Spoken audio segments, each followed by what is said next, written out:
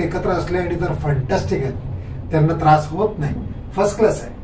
तीच माणसं जेव्हा एकटे पडतात, वेगळे राहतात, शहरात येतात, त्यांच्यासोबत बोलायला त्यांचे नातेवाईक, ते मित्रमैत्रिणी फॉस्फरस सारखा प्रकार नाही. त्यांना नातलग पाहिजे, कंपनी पाहिजे. जे आपले नातेसंबंधी आहेत, आपली जे सगळे आहेत ते सगळेजणांचा एकत्र येऊन जो एक हे असतो, जथ्था जो जमतो, ते पाहिजे बिस्मतला.